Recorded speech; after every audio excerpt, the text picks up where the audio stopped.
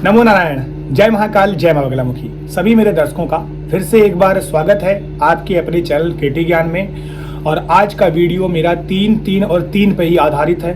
बहुत ही महत्वपूर्ण है सभी मेरे बिगिनर दोस्तों के लिए, भाइयों के लिए, बहनों के लिए, मेरे सभी दर्शकों के लिए, जो लोग भी साधना मार्ग में आगे बढ़ना चाहते हैं कि उनका मंत्र सिद्ध हो, चाहते हैं कि उनको सिद्धि मिले।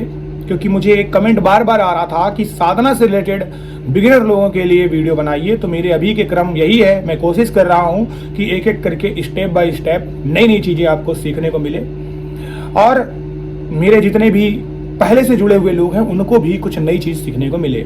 तो आज का, जैसा कि मैंने बताया, वीडियो 3 के क्रम में है। कैसे आप अपने मंत्र को जप सकते हैं, किस तरीके का मंत्र होना चाहिए, कैसा अभ्यास होना चाहिए, कौन सा मंत्र जल्दी काम करता है। चलिए एक एक करके 3 के क्रम में आगे बढ़ते हैं और इस वीडियो को थोड़ा सा ज्ञानवर्धक बनाते हैं। सबसे पहले 3 का नियम, कौन सा मंत्र जाप करें। सबसे पहले आपको समझना होगा कि 3 प्रकार के मंत्र होते हैं। नंबर 1 साबर मंत्र, नंबर 2 तंत्रोक्त मंत्र, नंबर 3 वैदिक मंत्र। पहले हम आते हैं साबर मंत्रों में। साबर मंत्र गांव की भाषा में होते हैं, थोड़ी सी फूहड़ इसमें झलकती है।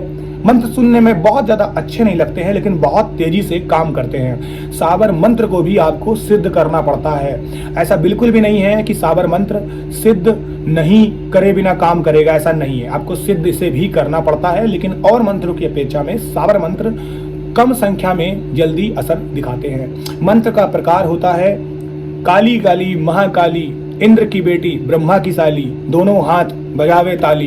तो इस तरीके का इसमें गुणगान होता है। थोड़ा सा सुनने में अटपटा लगता है, लेकिन बहुत तेजी से काम करता है। अगली बात आती है तंत्रोक्त मंत्र, यानी तंत्र का मंत्र। बिना गुरु दीक्षा के ये मंत्र नहीं किए जाते हैं। जितने भी प्रकार के बीज मंत्र हैं, जैसे ह्रीम क्लीम श्रीम क्रीम दम दुम फ्रम छोम हम हुम ह्रीम दम, ये सारे मंत्र बीज मंत्र होते हैं। इन मंत्रों को बिना गुरु के आदेश के कभी भी नहीं करना चाहिए। ये मंत्र बैकफायर जैसे काम करते हैं और आपको गलत भी कर सकते हैं। तो इन चीजों से सावधानी बरतिए। जब आप गुरु मंत्र यानी गुरु मुख से ये मंत्रों को लेते हैं तो बहुत तेजी से काम करते हैं और असर दिखाते हैं। तो तंत्रोक्त मंत्र जब तक आप करेंगे तब तक आपके ऊपर अपना प्रभाव डालेंगे, उसके बाद नहीं डालेंगे। एक एग्जाम्पल स्वरूप मैं आपको तंत्रोक्त मंत्र का एक एग्जाम्पल देता हूं। जैसे शनि का मंत्र है ओम प्राम प्रीम प्रोम सह शनिश्चराय नमः। तो प्राम प्रीम प्रोम ये सारे बीज मंत्र हैं। इसके बाद आते हैं वैदिक मंत्र। वैदिक मंत्र सबसे धीमी गति से काम करते हैं, लेकिन एक बार अगर रिचार्ज हो गए तो फिर ये अपनी दिशा नहीं भूलते हैं, दशा नहीं भूलते, आपको हर हालत में फल देंगे। वैदिक मंत्र का प्रकार होता है ओम सम शनिश्चराय नमः। तो 3 चीजें आपको पता चल गई हैं। अपनी अनुसार आप जो भी चाहें उसका चयन कर सकते हैं, आप इसके लिए फ्री हैं। अब आते हैं कैसे आपका प्रकार होना चाहिए जाप का। जाप के 3 प्रकार होते हैं। एक होता है वाचिक, यानी बोल बोलकर किसी भी मंत्र का उदाहरण देना करना। जब भी आप किसी मंत्र को तेज तेज बोलकर जाप करते हैं तो मंत्र 10 गुना काम करता है। मंत्र 10 गुना काम करता है। जैसे ओम सम शनिश्चराय नमः, ओम सम शनिश्चराय नमः। उसके बाद आता है उपांशु, यानी इसमें आपके सिर्फ ओंठ हिलेंगे इस तरीके से।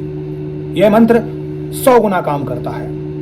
ये बुदबुदा के होता है, इसमें सिर्फ आपके ओंठ हिलते हैं, कोई समझ नहीं पाता है कि आप क्या कर रहे हैं। अब आती है सबसे ऊपर की ऊर्जा, सबसे ऊपर का ध्यान। यह होता है मानसिक जाप। इसमें आप आंखें बंद करके मंत्रों पे या अपने इष्ट में एक बार फोकस कर लेते हैं। जैसे अपने सामने आपने कान्हा जी की तस्वीर रखी, एक बार निहारा और अपने मन में बसा लिया। अब उसी को आप देख रहे हो, मंत्र चल रहा है। इसमें चांसेस होते हैं कि नींद आपको आ जाए। यह मंत्र 1000 गुना और सबसे सर्वोत्तम कहा गया है, बहुत तेजी से काम करता है। तो ये तरीका मंत्र का होता है 3 और 3 का। तो आप इसमें से भी अपना चुनाव कर सकते हैं। अब बढ़ते हैं इस वीडियो के सबसे इंपॉर्टेंट टॉपिक की ओर, जिसमें बहुत से लोगों ने बहुत सारे मंत्र किए होते हैं। कई लोग भद्दे भद्दे कमेंट भी करते हैं कि मेरे को ये काम नहीं किया, मुझे ये काम नहीं किया, ये सब बकवास, ये सब चीजें हैं। मैं बताऊं कि आपके मंत्र और आपकी साधना इन 3 चीजों पर ही डिपेंड करती है। इसके जिम्मेदार भी आप स्वयं हैं। जब आपके ऊपर सवारी आती है, सवारी चली जाती है, इसके भी जिम्मेदार आप होते हैं। सवारी आने के बाद जो आपको सिद्धियां मिलती है उसको भी बड़बोलेपन में बोल बोल के आप दिखाते हैं कि मेरे अंदर ये है, मेरे अंदर वो है। तो तो भी ऐसा हो जाता है। मैंने बहुत से लोगों को ये कमेंट करते हुए सुना है, मेरे पर बालाजी की सवारी आती, मेरे पर ये आती है। जिसके ऊपर भी सवारी आएगी वो कभी भी ऐसे कमेंट नहीं करेगा, क्योंकि उसको खुद ही आत्मबल का ज्ञान हो जाएगा। कल मुझे एक पर्सन ने कमेंट करके पूछा था कि गुरुजी अगर तीनों आंख हमारी यानी खुल जाए, यानी दोनों ये और बीच की त्रिनेत्र, तो क्या होगा? तो इसका जवाब सीधा सीधा है कि आप YouTube में ऐसे कमेंट ही नहीं करेंगे। तो यही सच है, और मैं सच बोलना पसंद करता हूं क्योंकि सच कड़वा होता है। तीसरा सबसे बड़ा इस वीडियो का उदाहरण जो मैं आपको देने आया हूं, सबसे पहला, बहुत से लोगों का ध्यान इधर उधर यहाँ रहता है, मैं ये कर लूं, मैं ये कर लूं, मेरा ध्यान, मुझे ये करना चाहिए, मुझे खेलना चाहिए, मुझे मिलना है, मेरा ये समय। इस तरीके से कभी भी मंत्र काम नहीं करता है। मन आपका चंचल है, 100 जगह जाएगा, आपको फिर से खींच के उसी मंत्र में, उसी देवता में फोकस करना है। जिस दिन आपके दिमाग में वो मंत्र बार बार चलेगा, सोते समय भी चलेगा, उठते बैठते चलेगा, अब आप सो रहे हैं तो भी बज रहा है, तो आपने समझ लो उस चीज को जो अभी तक भाग रही थी केंद्रित कर लिया है, तब आपका मंत्र काम करेगा। तो पहला नियम यही है। दूसरा नियम होता है कि करत करत अभ्यास ते जड़मति होत सुजान, रसली आवत जात पे शिल्पय परत निशान। अभ्यास करते रहना है, पेशेंस नहीं खोना है, धैर्य नहीं खोना है, बिल्कुल भी करते रहिए, करते रहिए, करते रहिए। अभ्यास से ये मंत्र आपका हर बार त्रुटियां, जो आपकी त्रुटि कर रहे हैं, जो गलतियां कर रहे हैं, वो हट जाएगी। मंत्र आपका तेजी से काम करने लगेगा। तो अभ्यास करते रहिए, बिल्कुल भी डगमगाइए मत। और सबसे बड़ी बात होती है अनुशासन।